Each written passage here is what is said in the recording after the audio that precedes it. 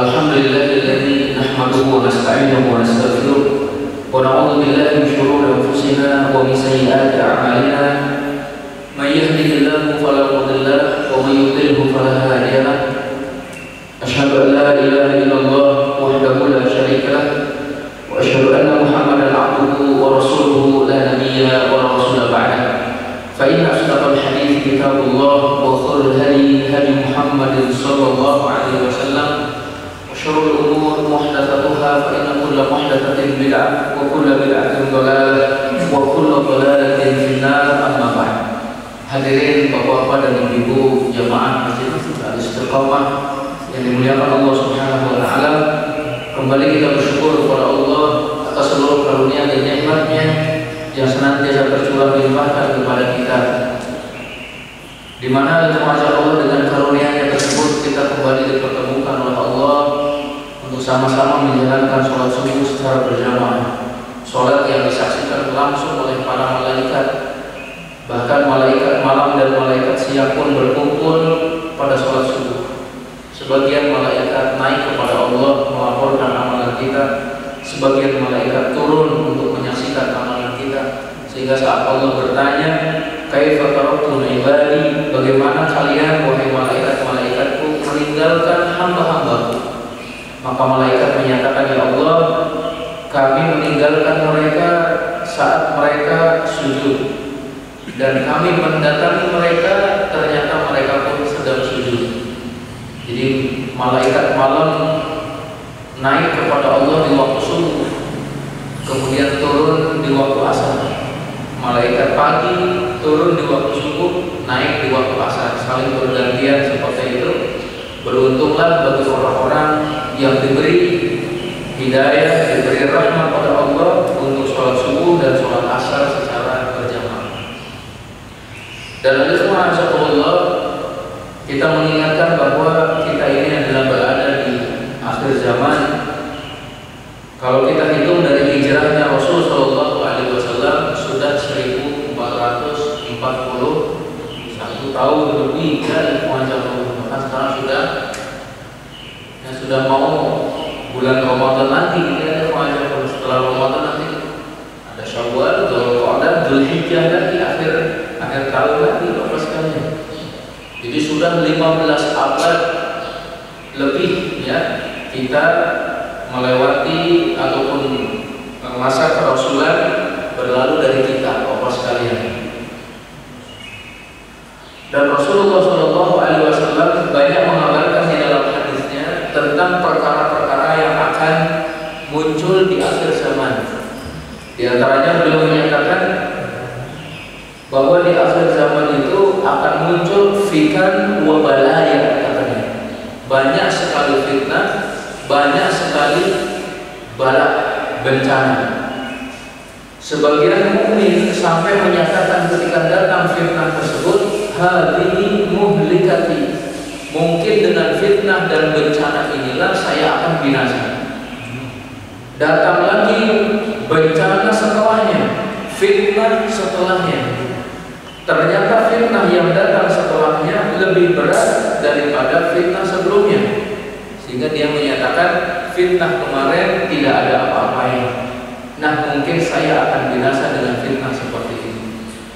Ada juga hadis-hadis yang menyatakan tidak akan terjadi hari kiamat sampai banyak terjadinya gempa. Tahun kemarin kita menyaksikan banyak sekali gempa, dan ternyata tahun ini pun mulai banyak lagi Bapak sekalian.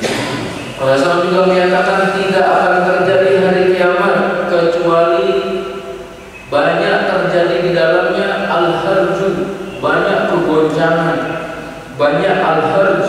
Para sahabat bertanya, apa itu al-harju ya Rasulullah? Kata Rasulullah, al-harju al-qatlu, banyaknya pembunuhan. Nah, ada juga Rasulullah menyatakan tidak akan terjadi hari kiamat ya Allah kecuali pada waktu itu manusia sudah mulai meninggalkan masjid. Al-Quran tinggal tulisan, masjid kosong dari hidayah Bapak sekalian. Dan juga Rasulullah menyatakan sesungguhnya Allah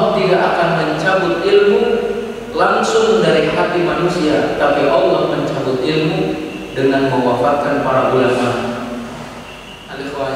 Para ulama satu demi persatu meninggal dunia, dan nampaknya banyak sekali ya di tahun kemarin, tahun ini pun ada para ulama yang mendahului kita. Para ulama meninggal dunia. Ketahuilah bahwasanya kalau kita belajar hanya dari ceramah contohnya ya, maka yang didapatkan itu sedikit. Berbeda dengan seseorang yang langsung bertemu dengan ulama, kemudian talaqi, mulazamah dari dirinya. Dan ini saya rasakan Bapak sekalian, ketika kita hanya mengikuti contohnya ceramah dalam satu minggu, anggaplah 3 kali ya, dengan mulazamah. Waktu itu kita hanya 2 minggu dengan beberapa para ulama, dari mulai ba'da subuh sampai jam sekitar jam 11 malam gitu ya, terus ya bersama para ulama. Dalam 2 minggu itu sekitar 11 kitab sudah selesai. Ya, 11 kitab tebel-tebel itu selesai kita ditambah penjelasan dari mereka. Dan dulu ada juga ulama yang datang ke Indonesia, ahlul hadis, 2 bulan membersamai kita. Fathul Bari ya, selesai. Jadi Sahih Bukhari beserta syarahnya selesai. Nah, ketika Allah mencabut nyawa para ulama, maka berarti dicabutlah beberapa ilmu. Terlebih yang kita khawatirkan Bapak sekalian, para ulama meninggal dunia, generasi penerusnya sibuk dengan gadget. Ikut pengajian tidak, ke masjid jarang, sholat apalagi Bapak sekalian.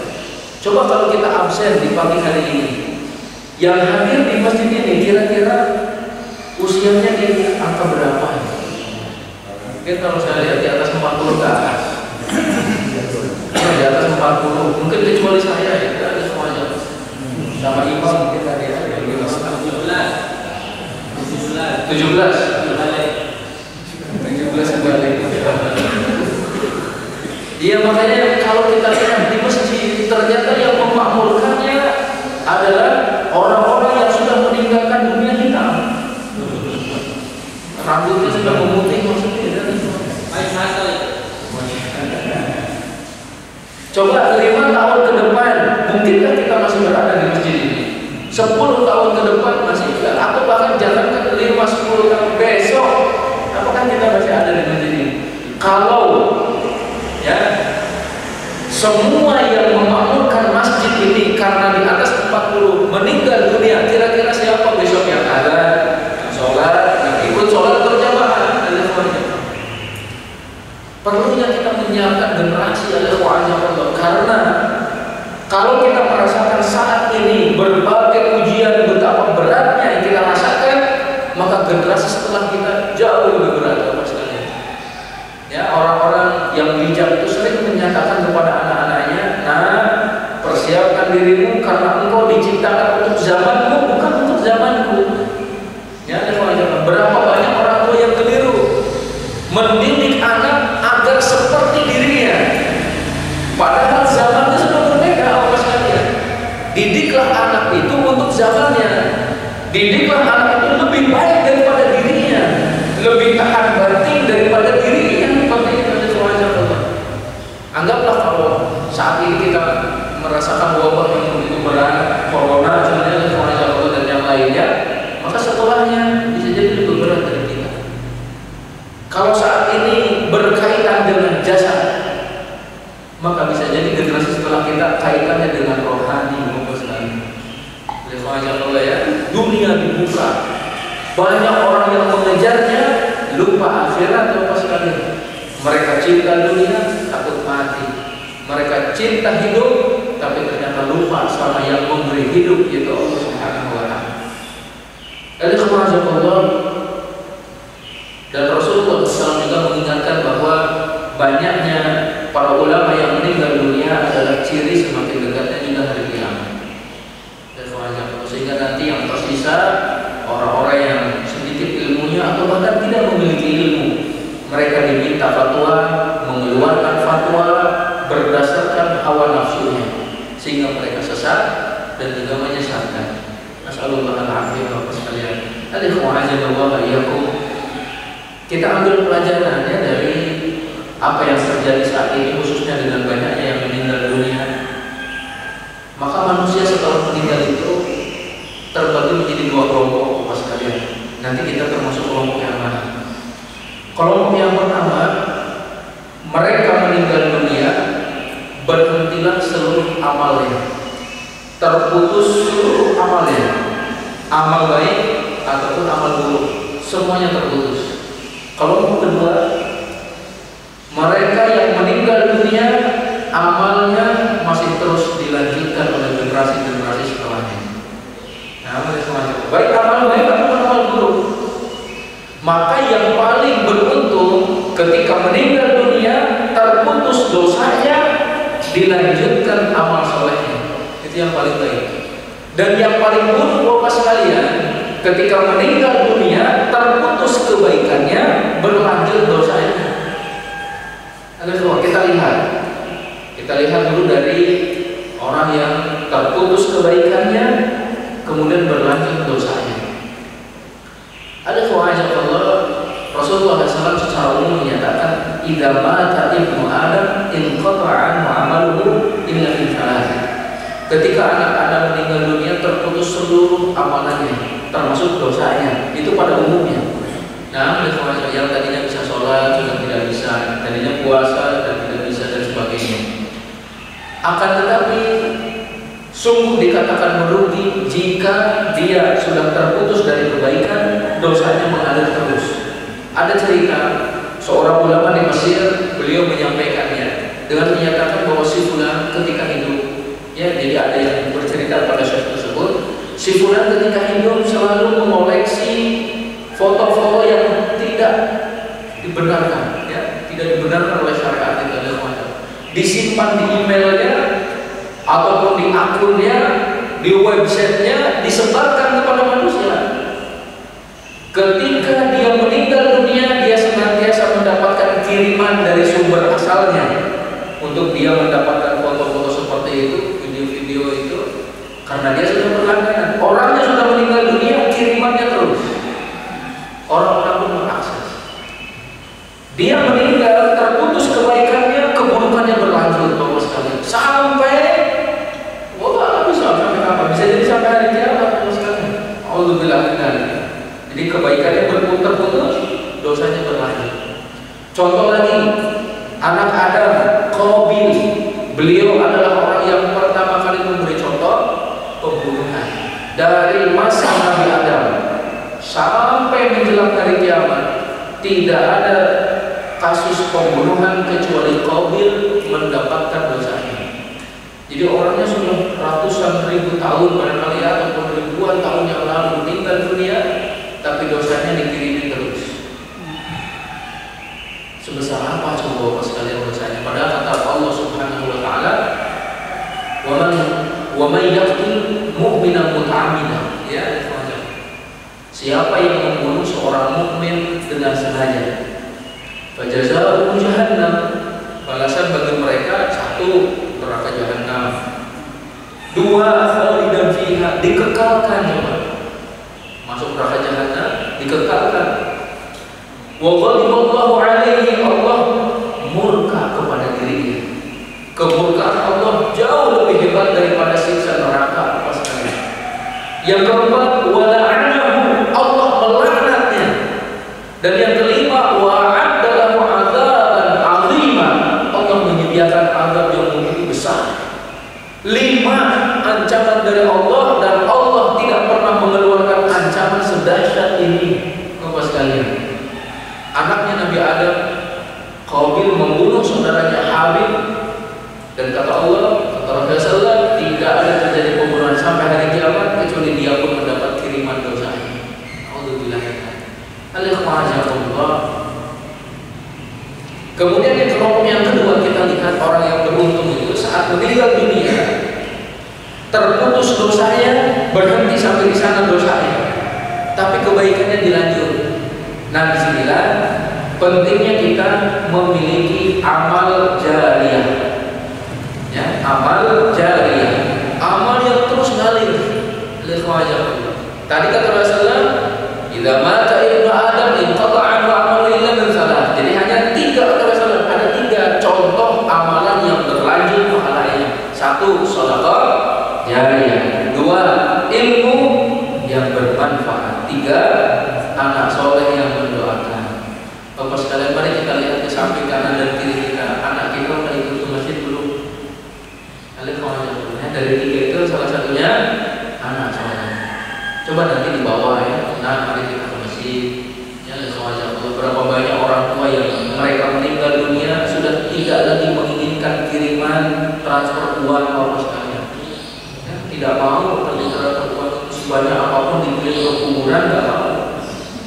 Ya, yang mereka inginkan adalah doa. Seorang ustaz al-Khawajah ketika dia membayangkan dirinya meninggal dunia, maka beliau memiliki satu harapan. Saya memiliki anak, mudah-mudahan anak saya mendoakan saya. Masya Allah, Mas Karim. Nah, nanti kita akan lihat dalam hadis lainnya ada beberapa amal yang pahalanya terus ngalir. 1, Rasulullah. Alhamdulillah, 1 contohnya ya. Man bana masjidan. Siapa yang membangun masjid, itu pahalanya ngalir. Ada masjid yang sudah berusia lebih dari 800 tahun, ngalir terus itu pahalanya. Ada masjid yang lebih dari 800 tahun, ada yang sudah 100 tahun, ada yang 80 tahun ya, dan sebagainya. Yang kedua, warasa mushafan, memberi mushaf. Mushaf itu yang ada di masjid atau di pondok pesantren. Siapa yang memberi mushaf, maka pahalanya terus mengalir selama mushaf itu dibaca. Maka Bapak sekalian, mushaf itu untuk dibaca ya, bukan untuk menakut-nakuti setan. Ya, kalau ada contoh nih, kalau ada orang yang kerasukan dideketin mushaf, tidak akan keluar setannya itu kalau tidak dibaca. Banyak orang memampang ayat kursi di rumah, saat ditanya kenapa dimampang, agar setan keluar, nggak akan keluar Bapak sekalian kalau tidak dibaca. Maka Al-Quran itu dinamakan Al-Quran karena sesuatu yang makruh, sesuatu yang dibaca. Ya, Al-Quran. Yang ketiga, contohnya al-ajrun nahron, mengalirkan sungai Bapak sekalian. Mengalirkan sungai termasuk pahalanya jariyah. Ya, termasuk infak jariyah, sedekah jariyah.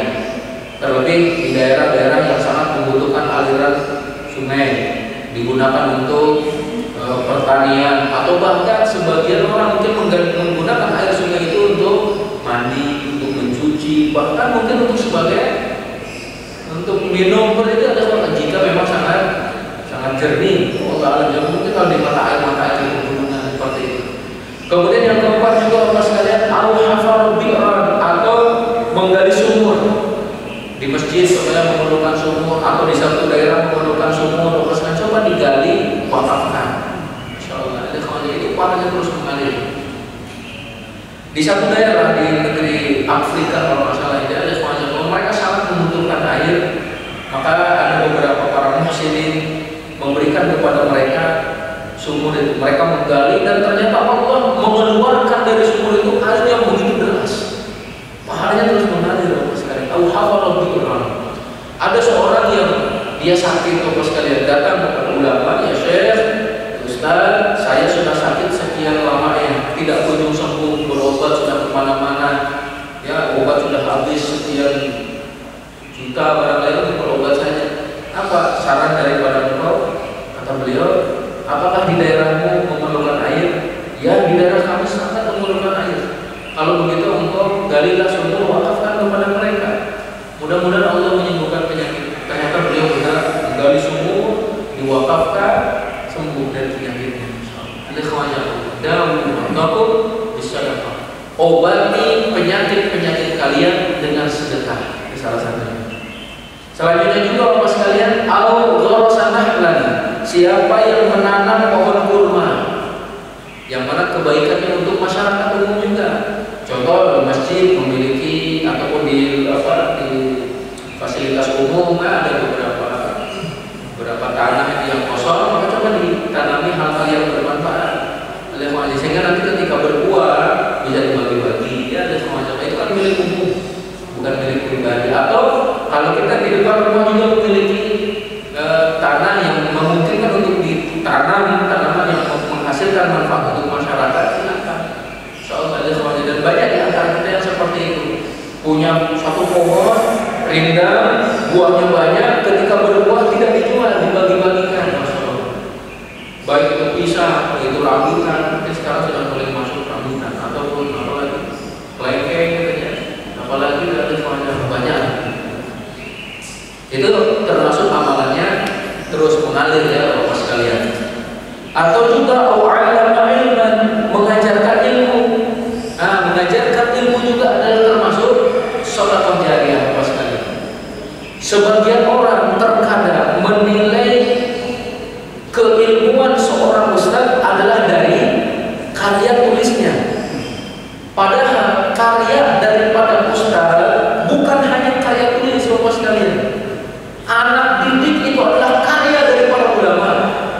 Ya, ada semua banyak ustaz, banyak ustaz yang bisa jadi tidak memiliki karya tulis berupa buku, tapi mereka memiliki karya tulis ribuan mahasiswa, ribuan santri Bapak sekalian. Ada seorang ulama dari tangannya lahir jutaan menghafal Al-Qur'anul Karim. Masya Allah, saya lihat ada seorang tabi'in namanya Abu Abdurrahman As-Sulami. Abu Abdurrahman As-Sulami. Beliau adalah muridnya Utsman bin Affan, muridnya Ubay bin Ka'ab, Ali bin Abi Thalib ya. Beliau mengajarkan Al-Quran kepada masyarakat selama 40 tahun. Masya Allah, 40 tahun. Anggaplah dari usia 20 tahun sampai 60 tahun, sampai meninggal dunia, ngajarin Quran, duduk di masjid Bapak sekalian. Anak-anak kecil, dewasa, remaja, sampai orang tua yang mau belajar silakan datang kepada beliau. Masya Allah. Sampai ada seorang yang bertanya, wahai Abu Abdurrahman As-Sulami, apa yang menjadikan engkau rela dan siap duduk selama 40 tahun mengajari Al-Quran? Ya, jadi tidak memilih pekerjaan yang lain. Kata beliau, satu hadis dari Rasulullah SAW, khairukum man ta'allama al-Quran wa 'allamahu. Rasulullah SAW bersabda, sebaik-baik kalian adalah orang yang mempelajari Al-Quran dan mengajarkannya. 40 tahun kira-kira udah ratusan atau ribuan itu muridnya, dan itu tersebar Bapak sekalian. Anggaplah muridnya 1000. Dari 1000 murid mereka nyebar ke berbagai daerah. Satu murid punya 1000 lagi, udah berapa coba pahalanya? Coba kita tanyakan kepada kita, kalau nanti kita meninggal dunia, dari amalan-amalan tadi, mana yang akan kita tunggu pahalanya itu? Ya. Mushafkah yang sudah kita wariskan, atau anak solehkah yang sudah kita tinggalkan, atau kita sudah mengalirkan sungai, sudah menggali sumur, atau sudah menanam pohon yang bermanfaat itu? Ada semacam ya.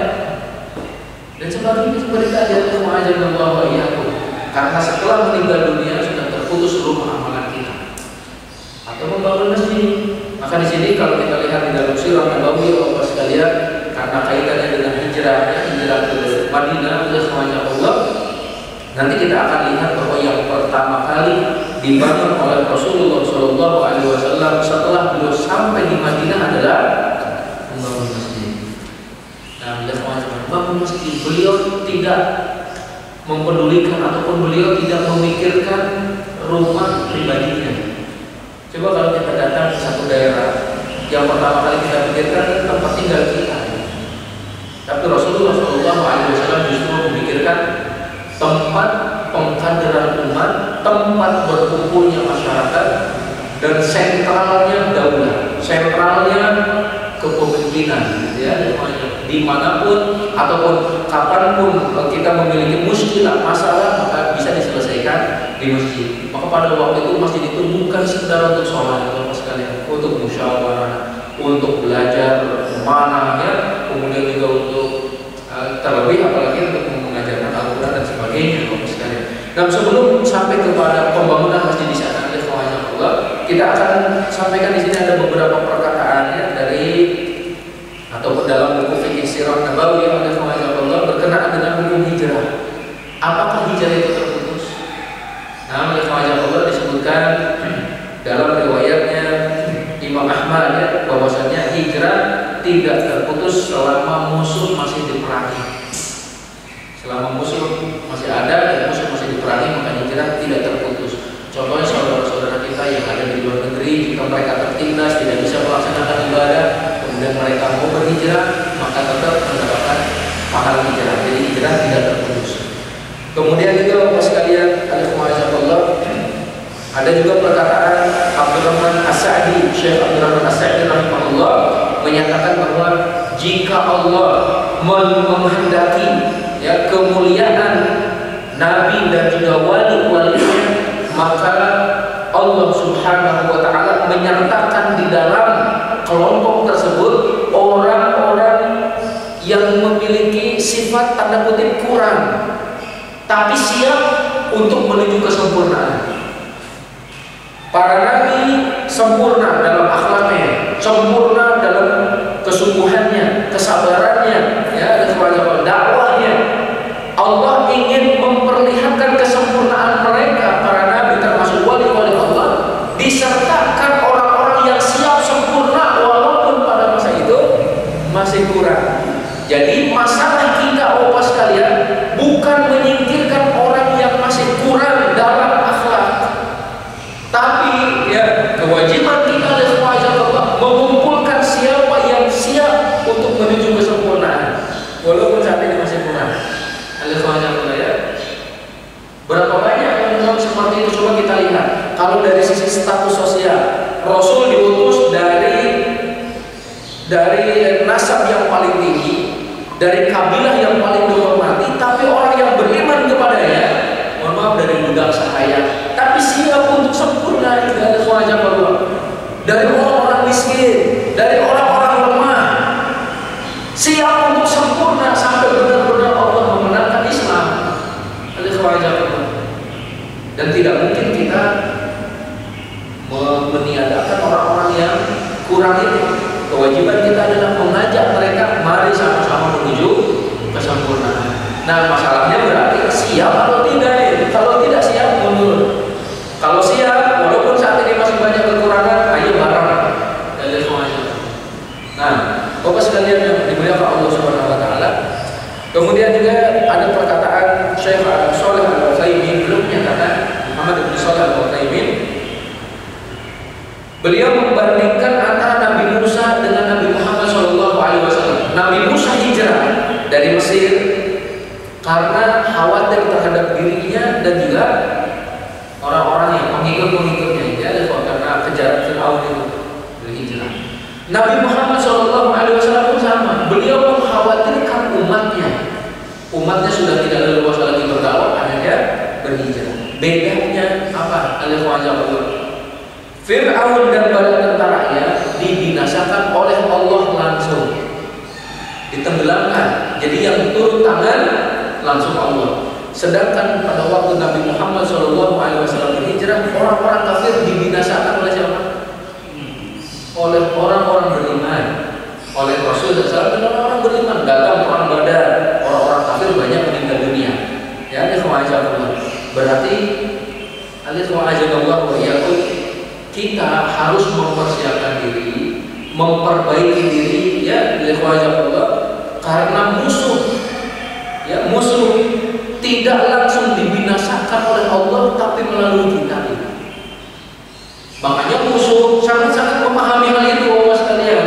Kalau masjid sudah penuh, mereka mulai bergetar hatinya. Kalau masjid sepenuhnya seperti sholat Jumat, mereka udah mulai ketakutan. Mereka mulai sadar kita akan segera kalah. Akhirnya mereka memikirkan berbagai cara untuk menjauhkan kita dari masjid, menjauhkan kita dari Al-Quran. Kalau setiap rumah yang terdengar adalah bacaan Al-Quran, saya yakin musuh-musuh itu sudah mulai ketakutan. Karena itu pada zaman sebelum Nabi Muhammad SAW, musuh-musuhnya dibinasakan langsung oleh Allah. Baik dengan burung ababil, burung yang berbondong-bondong ini, ya, atau dengan tadi tenggelamkan, atau kalau pada zaman Nabi Lut, likuifaksi itu, mereka dibenamkan ke dasar bumi. Kalau setelah Nabi Muhammad SAW adalah melalui saat ini banyak orang beriman yang tidur bukan di masjid, dia pas kadang tidur setiap saatnya. Wallah a'lam. Nah, kemudian juga ya pelajarannya alaikumsalam bahwa penanggalan kalender Islam diawali dari hijrah. Nah, oleh wajah kita lihat sekarang langkah awal yang dilakukan oleh Rasulullah SAW sesampainya beliau di Madinah. Yang pertama adalah membangun masjid. Oleh wajah di dalam Sahih Bukhari disebutkannya, Ibnu Syihab berkata, Urwah bin Zubair mengabarkan bahwa orang-orang Madinah pada waktu itu saat mendengar kedatangan Rasulullah SAW, mereka keluar dari rumahnya. Mereka menunggu dengan penuh kesabaran, ingin melihat langsung Rasulullah SAW. Mereka menunggu dari pagi sampai matahari menyengat mereka, sampai siang hari ternyata Rasulullah belum datang juga. Mereka akhirnya pulang lagi ke rumah. Orang Yahudi pun sekalian benar-benar memperhatikan datang atau tidak Rasulullah itu. Ketika kaum muslimin mau pulang ke rumah, orang Yahudi memperhatikan apa sudah datang Rasulullah. Ternyata terlihat ada kumpulan debu, ada orang yang memakai jubah putih sekalian. Orang Yahudi itu berteriak, wahai kaum muslimin, saudara ataupun nabi yang kalian tunggu sudah datang. Kembali keluar sekalian, berhamburan kaum muslimin coba. Yang terbayang ada orang yang paling dicintai datang, semua keluar dari rumahnya menyambut kedatangan Rasulullah SAW. Sampai terdengar suara takbir dari Bani Amr bin Auf, kaum muslimin pun serentak semuanya bertakbir. Sampai ada juga yang mengumandangkan qasidah ya, Tola'al badru alaina ya saniyatil wada' dan selanjutnya apa sekalian. Jadi itu adalah sambutan kegembiraan dari masyarakat Madinah dengan datangnya Rasulullah SAW. Masyaallah. Alhamdulillah wa iyyakum. Ketika beliau datang, maka sesungguhnya di Madinah ini, kata penulis buku ya, Alhamdulillah, di Madinah masih tersebar banyaknya wabah. Banyak para sahabat yang terkena, banyak juga di antara mereka yang ataupun ada di antara mereka yang meninggal dunia sekalian. Sampai Rasulullah SAW berdoa kepada Allah, ya Allah, pindahkanlah wabah ini ke daerah Juhfah kalau nggak salah ya. Akhirnya Madinah bersih sekalian. Para sahabat yang tadinya terkena demam, sakit, disembuhkan oleh Allah Subhanahu wa Ta'ala. Ini di antara salah satu kemuliaan Madinah dengan datangnya Rasulullah SAW. Dan dulu sudah kita bahas kenapa dinamakan Madinah bukan dengan Yathrib ya, bahkan ada riwayat yang menyatakan siapa yang mengatakan Yathrib maka hendaklah dia menggantinya dengan mengatakan Madinah 10 kali katanya. Jadi jangan kita gunakan lagi kata Yathrib karena konotasi maknanya buruk. Yathrib itu ya, ada wabah, kemudian juga ya berupa hal-hal yang negatif, termasuk ibunya Nabi Muhammad SAW pun kan pulang dari Madinah meninggal di Abwa. Bapaknya Nabi Muhammad SAW ke Madinah meninggal di Madinah pada waktu itu. Nah, kemudian mumpung saya ingat Bapak sekalian bahwa Madinah itu kalau secara bahasa nanti ada dua.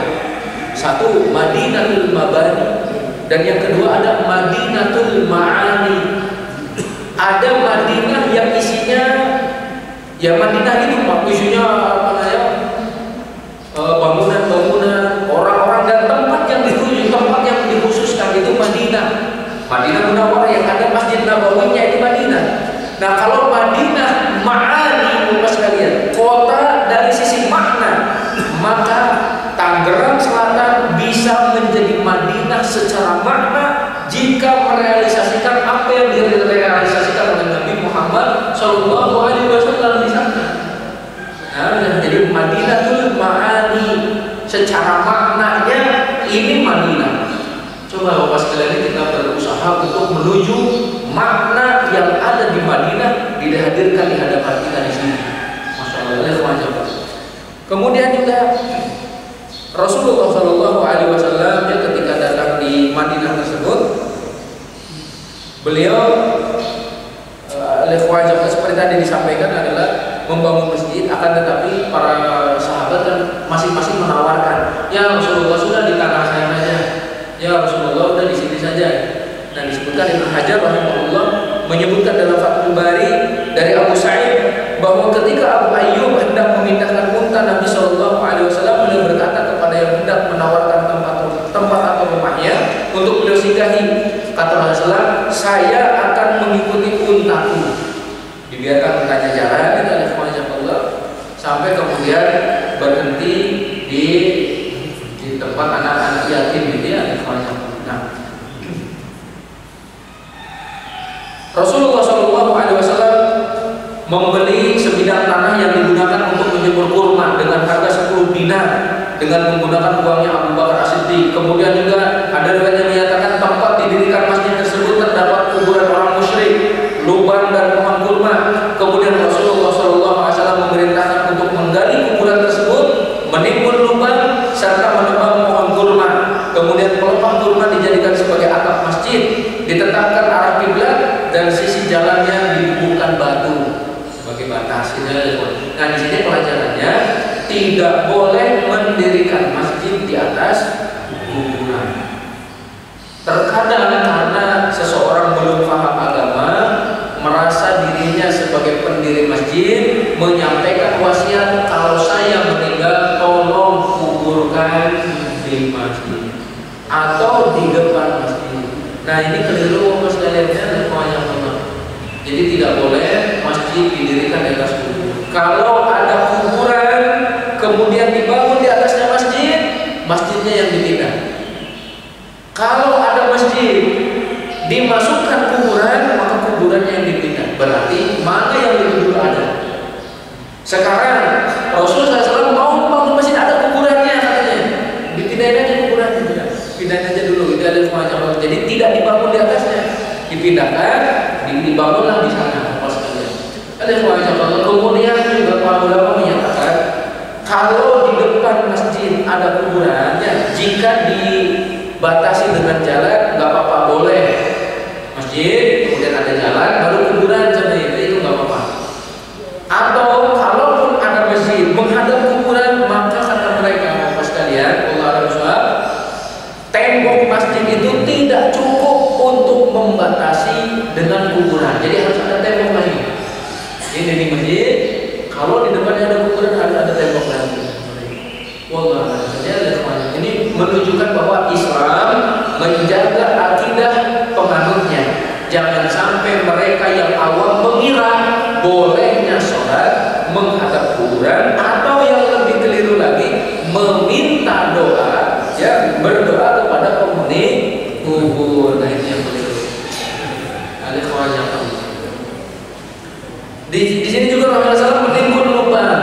Nah, lubang yang ada ditutup juga ada kawannya Allah. Nanti kalau di dalam fikih kita tidak boleh untuk buang hajat pada lubang-lubang yang ada itu, karena dikhawatirkan satu ada hewan-hewan buas ataupun ada juga semut-semut gitu ya, khawatir lagi rapat gitu, terkena siraman airnya ada semacam pada mati, atau kalau hewan buas khawatir mereka merasa terganggu keluar langsung menyakiti pelakunya ya.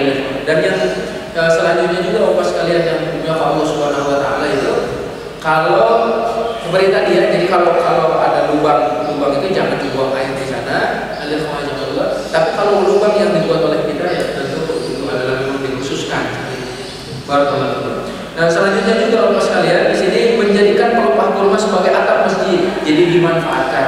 Sampai-sampai Bapak sekalian ketika Rasulullah SAW senantiasa berkhutbah di atas mimbar, kemudian juga beliau senantiasa memegang pohon itu. Saat beliau sudah tidak memegang lagi, pohon itu merintih, nangis, rindu dengan Rasulullah SAW. Masya Allah. Selanjutnya Rasulullah SAW menetap di rumahnya Abu Ayyub radhiyallahu anhu. Setelah selesai membuat kamar dan masjidnya, Rasulullah SAW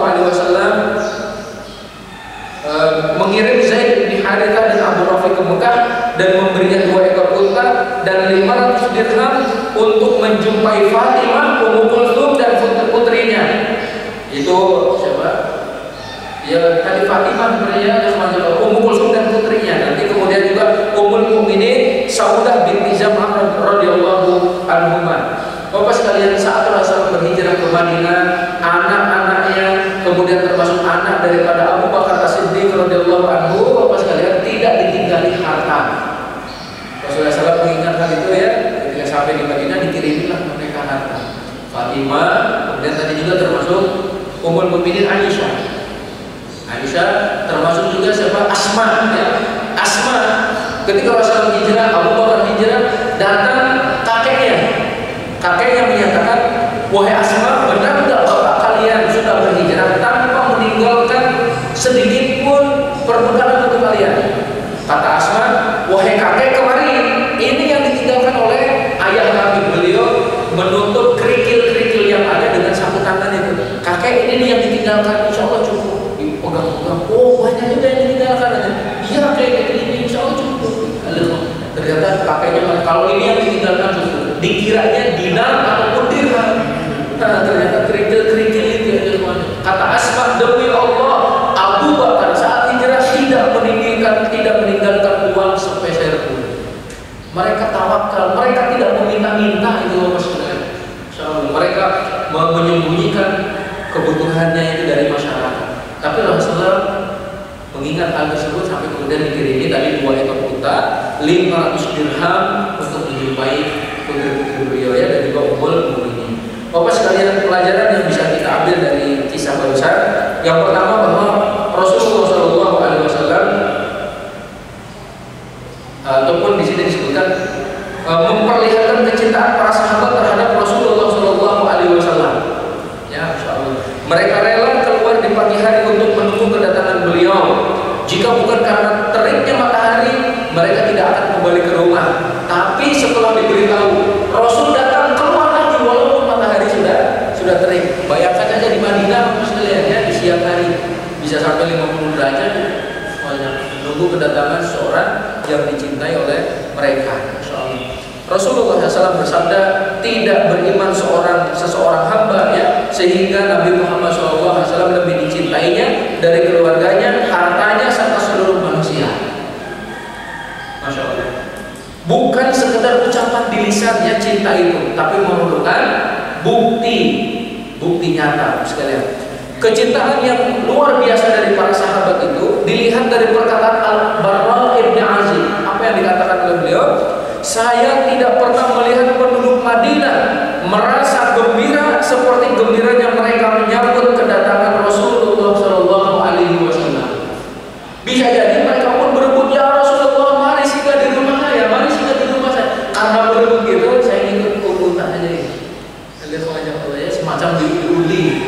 Masya Allah, lihat wajah. Kemudian juga Bapak sekalian, keluarnya para sahabat untuk menyambut kedatangan Rasul SAW merupakan sebuah isyarat perintah untuk menyambut orang-orang besar, menghormati, memuliakannya, seperti para pemimpin, orang tua. Karena itu bisa termasuk dalam ibadah. Orang tua mau datang dari kampung, dari Allah, kewajiban kita sebagai anaknya sambut dia. Sebagaimana kita menyambut raja, maka sambutlah orang tua kita. Jangan-jangan ada di antara manusia itu orang tuanya datang, dia malah sengaja pergi. Soalnya ada tuanya. Ada di Bekasi. Di Bekasi.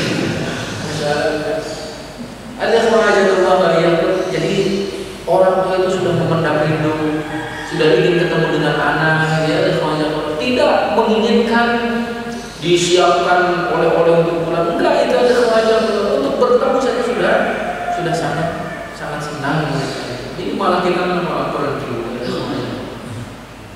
Dan juga yang di antara yang kita rasakan dari wajah Allah, kalau kita pulang kampung, ternyata orang tua lebih paham daripada kita. Ya, maksudnya mereka di samping menyediakan apa yang menjadi kesukaan kita, mereka pun tidak bekerja. Coba menyambut kita yang biasa ke sawah, sengaja saya tidak ke sawah untuk menunggu kedatangan yang biasa ke ladang, dan bisa jadi yang biasa ke pasar tidak ke pasar, tutup tokonya itu menunggu kedatangan anaknya. Sudah ditunggu-tunggu ternyata gak datang-datang, itu gimana? disambutlah katanya orang-orang besar itu. Jika ada ketua DKM contohnya, dia disambutlah kalau datang ke rumah ketua RT, ketua RW, ya ada semuanya. Ini diantara bentuk penghormatan kita kepada orang yang memiliki keutamaan di antara kita ya. Disebutkan juga dari Anas bin Malik radhiyallahu anhu, seorang kakek datang untuk menemui Nabi Shallallahu alaihi wasallam. Para sahabat melapangkan jalan untuk kakek tersebut. Coba, Masya Allah, disediakan kesini kek, di jalannya sudah kami siapkan kalau kau mau bertemu dengan Rasulullah Shallallahu alaihi wasallam. Rasulullah Shallallahu alaihi wasallam bersabda, tidak termasuk golongan kami. Oh, Masya Allah, laisa minna kata Rasulullah, man la yarham saghirana wa lam ya'rif haqqa kabirana atau wa lam yuwaqqir kabirana. Tidak termasuk golongan kami orang yang tidak menyayangi yang lebih muda, tidak menghormati yang lebih tua. Masya Allah, para sahabat menghormati orang tua. Di antara kita yang paling sepuh mungkin siapa? Bapak berapa? Udah 70. Pak Haji Bapak 68 Pak Haji 70. Mungkin di atas 71 ada? Di belakang ada, mungkin ini yang paling tua ya, 70. Sesepuh gitu ya, mungkin ada yang lebih ini lagi.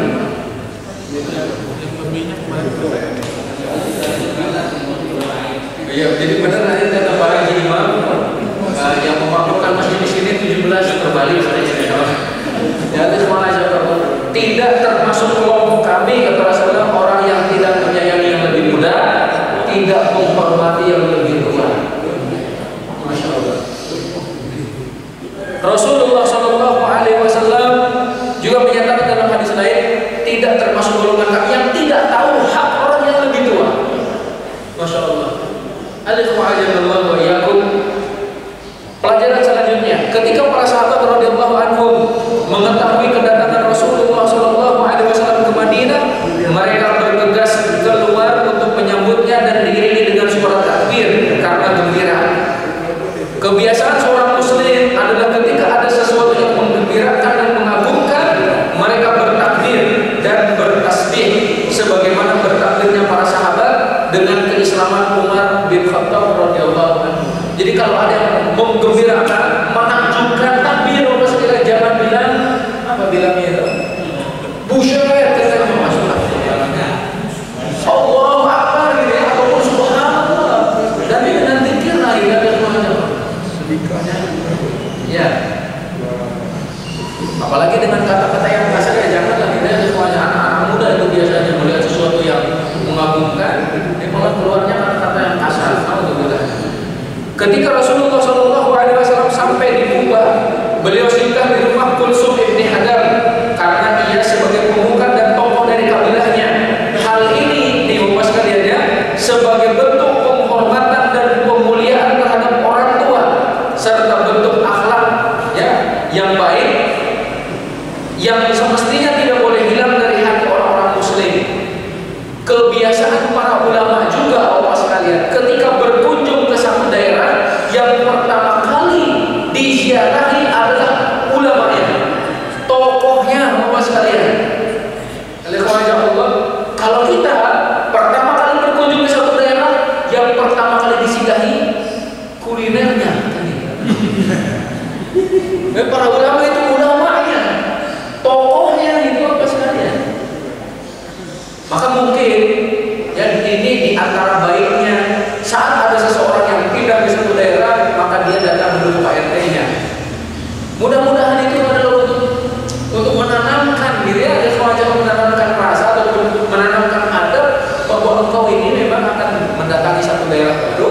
Coba datangilah tokohnya, dan tokohnya salah satunya adalah RT-nya, atau juga nanti RW-nya, atau juga ustadznya ini datangi. Ada semacam berkunjung ya, soal perkenalkan diri bahwa saya adalah warga baru dan hadir. Dan kata beliau, tidak boleh hilang dari hati orang muslim. Ini terus kita galakkan Bapak sekalian, menghormati tokoh, menghormati orang-orang mulia. Pelajaran selanjutnya, etika yang bagus dari Rasulullah Shallallahu alaihi wasallam terhadap pemuka kabilah Ansor yang ditemuinya ketika beliau dalam perjalanan antara Kubah dan Madinah. dan mereka siap memberi pertolongan dan bantuan. Namun Rasulullah SAW meminta maaf, kemudian menyatakan, biarkan untaku ini menentukan pilihannya. Karena tadi rebut-rebut itu, ya Rasul masuk-masuklah ke rumah saya, balik ke rumah saya, balik ke rumah saya. Nah biarlah ngikut unta ini aja. Masya Allah. Kemudian juga beliau menyatakan, begitu beliau sampai di Madinah, beliau dimintakan dan dipersilakan oleh sebagian sahabat untuk singgah di tempatnya seperti tadi. Beliau menjawab, saya akan singgah di mana kendaraannya berhenti. Ungkapan seperti ini tidak akan melukai dan menyakiti hati si penawar, bukan pula sebagai bentuk ketidaksukaan beliau untuk menyinggahi tempat mereka. Ya, jadi kalau kita terpaksa tidak singgah padahal sudah diajak, maka sampaikan alasan yang memang itu adalah tidak menyakiti pemilik rumah. Mari mampir ke rumah, mohon maaf sebenarnya saya ada keperluan, jangan sampai menyatakan mohon maaf lah, paling nggak disuguhi, paling nggak dijamin. Jangan kayak gitu lah.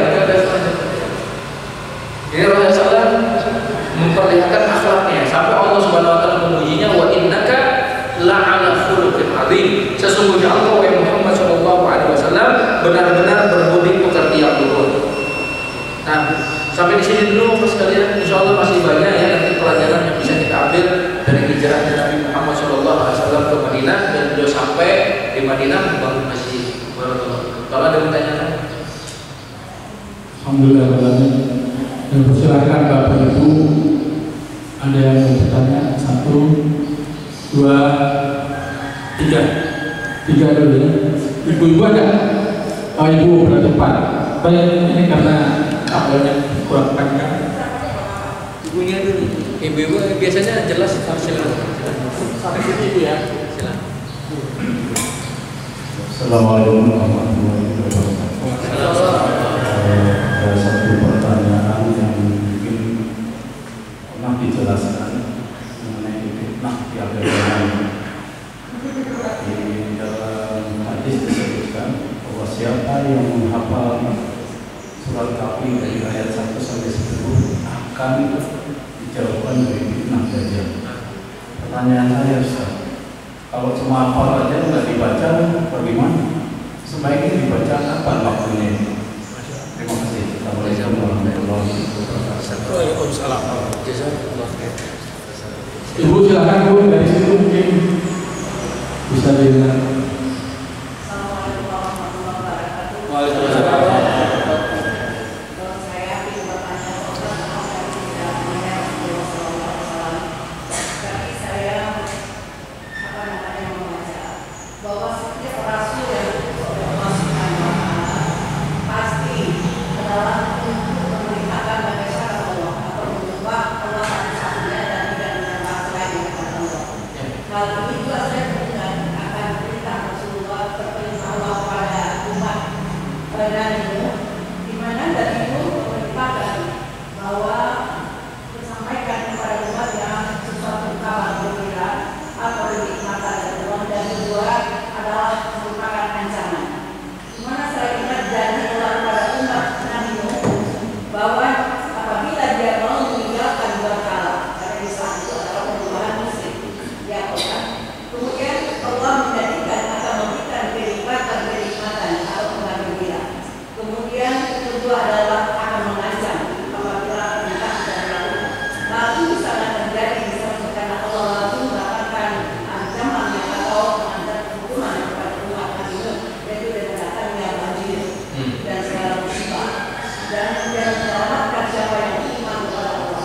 Dan sekarang pertanyaan saya, Pak Ustaz, apakah fenomena yang terjadi sekarang ini, di mana banyaknya gempa, di mana banyaknya banjir dan segala musibah penyakit dan lain-lainnya, apakah ini bahwa kita umat tidak lagi membaca ayat-ayat yang tidak tersirat daripada ayat yang tersurat dalam Al-Quran Karim, yang tidak sirat, kita tidak lagi memperhatikan ciptaan Allah yang Maha Besar. Kita mengotori sungai sedangkan Islam senang pada kebersihan dan merupakan kebersihan dan senang pada keindahan. Apakah ini yang terjadi ini merupakan ancaman yang menjadikan Allah Subhanahu Wa Taala? Terima kasih, Pak Ustaz. Ya, Pak Ustaz dijawab dulu takut lupa. Oh iya, yang pertama surat Al-Kahfi, Bapak sekalian yang dimuliakan Allah Subhanahu wa taala, bahwa siapa yang menghafal awal surat Al-Kahfi atau akhirnya, dalam riwayat akhirnya 1 sampai 10 atau 101 sampai 110. Jadi 10 ayat pertama dan atau 10 ayat terakhir, maka akan dibebaskan, akan terbebas dari fitnah Dajjal. Bapak sekalian, apakah cukup hanya sekedar menghafal? Tentu harus dibarengi dengan memahaminya. Bapak sekalian, saya menyampaikan tafsir surat Al-Kahfi di Pamulang sudah selama 1 tahun. Alhamdulillah selesai. Sekarang sudah berganti ke surat Yasin. Nanti kalau Yasin selesai berganti lagi ke surat An-Nur. Alhamdulillah, isi dan kandungan surat Al-Kahfi itu berkaitan dengan fitnah-fitnah terbesar dan tidak disebutkan fitnah Dajjal dalam surat Al-Kahfi. Lalu kenapa akan diselamatkan dari fitnah Dajjal? Siapa yang selamat dari 4 fitnah yang disebutkan dalam surat Al-Kahfi, insya Allah selamat dari fitnah Dajjal. Fitnah ilmu, Bapak sekalian, yang disebutkan tentang Nabi Musa dan Nabi Khidir, ya, Nabi Musa dan Nabi Khidir belajar, jadi Nabi Musa belajar kepada Nabi Khidir, itu kan tentang ilmu. Fitnah kekayaan, ya, ada Allah. Ingat, kekayaan itu adalah ujian dari Allah. Siapa yang gak selamat dari ujian kekayaan, dikhawatirkan gak selamat dari fitnah Dajjal. Siapa yang punya ilmu tapi gak mengamalkan, dikhawatirkan gak selamat dari fitnah Dajjal. Ya, dan ada juga fitnah kekuasaan, Bapak sekalian. Ini juga adalah fitnah dari Allah Subhanahu wa taala. Siapa yang tidak selamat menghadapi fitnah kekuasaan, malah hanyut di dalamnya, malah berbuat zalim, dikhawatirkan tidak selamat dari fitnah Dajjal. Dan yang keempat, fitnah agama. Inilah Ashabul Kahfi. Siapa yang berpegang teguh kepada agama harus siap diusir. Ashabul Kahfi dikejar-kejar, Bapak sekalian. Ya, siapa yang berpegang kepada norma syiar Islam, maka akan dihina, dicela. Kalau dia punya jabatan, turunin. Karena itu ada semuanya. Siapa yang siap mengemban fitnah ini ataupun menghadapi fitnah ini, insya Allah akan selamat dari fitnah Dajjal. Maka fitnah Dajjalnya tidak disebutin dalam surat Al-Kahfi karena fitnah yang paling besar. Hadapi dulu 4 fitnah ini. Maka fahami surat Al-Kahfi, insya Allah selamat dari fitnah Dajjal. Kemudian jangan lupa dibaca juga, karena tidak mungkin orang hafal nggak pernah baca. Nggak mungkin gitu, Bapak sekalian. Tanya kepada para penghafal Al-Quran, kira-kira berapa juz untuk baca dalam sehari? Ada yang membaca 10 juz, Bapak sekalian, setiap hari. Ada yang membaca 6 juz dalam sehari, sehingga 5 hari khatam. Ada yang membaca 5 juz dalam sehari, sehingga 1000 khatam. Tidak mungkin penghafal Al-Quran saat ditanya berapa juz untuk baca dalam sehari, 1 surat aja. Gak mungkin itu, Bapak sekalian. Ada kemajuan yang pertama. Yang kedua, tidak ada seorang Rasul pun, ya, pertanyaan ibunya, yang diutus oleh Allah kecuali menyerukan kepada umatnya, sembahlah Allah, jangan menjadikan sesuatu selainnya sebagai sesembahan, jangan menyekutukannya, ya, ataupun menjauhi oleh kalian tauhid, kata mereka. Ada semacam itu. Nah, kemudian tadi sebenarnya pertanyaannya, apakah apapun yang terjadi di antara kita ini sebagai peringatan dari Allah ataupun azab? Ini adalah peringatan dari Allah kepada kita, karena bisa jadi adalah karena kelalaian kita. Kita lalai, Allah kasih cambuk dikit biar ingat lagi. Di sanalah pentingnya peringatan. Yang pentingnya peringatan. Cuman disayangkan berapa banyak orang yang melihat kenyataan-kenyataan alam seperti itu, hatinya sudah terlalu membeku ataupun terlalu keras membatu, sehingga tidak lagi terpengaruh dengan ayat-ayat Allah. Melihat likuifaksi, itu biasa adanya, tidak dikaitkannya dengan kekuasaan Allah. Terjadinya gempa, terjadinya banjir, memang salah satu penyebabnya adalah ulah tangan manusia. Ya, ada semacam Allah. Maka intinya agar kita kembali kepada Allah, renungilah ayat Allah baik yang ada dalam Al-Quran ataupun di dalam alam. Jazakumullah khair. Pertanyaan silakan. Dua lagi. jaga Pak, silakan. Insyaallah kedengaran dari Salam. Makanya kalau tadi kan katanya kalau ada kuburan, maksudnya pindah. Kalau ada masjid, membangun kuburan, kuburannya pindah. Tadi kan ceritanya di Rasul udah ada kuburan, membangun masjid, kuburannya dipindah tuh. Itu pertama itu gimana sih? Agak beda tuh. Terus kedua kalau misalnya terlanjur nih, mungkin kalau zaman dulu kan orang mau wakaf tanah, itu udah ada kuburannya, akhirnya dibangun masjid. Kalau udah terlanjur begitu gimana kalau Ustaz? Oh iya, bisa. Contohnya misalnya kalau kita mau sholat Jumat nih, di daerah itu cuma di situ ada kuburannya. Pilihannya antara kita sholat Jumat di situ atau kita nggak sholat Jumat. Silakan yang ke-8. Assalamualaikum warahmatullahi wabarakatuh. Waalaikumsalam. Sirah Nabawi ini kan cerita dari tabiin zaman-zaman Nabi dulu, karena mereka sendiri yang menyaksikan segala macam. Terus dari Sirah Nabawi ini akhirnya terciptalah hadis-hadis. Tapi mungkin dari zaman dulu sudah ada, zaman fitnah juga.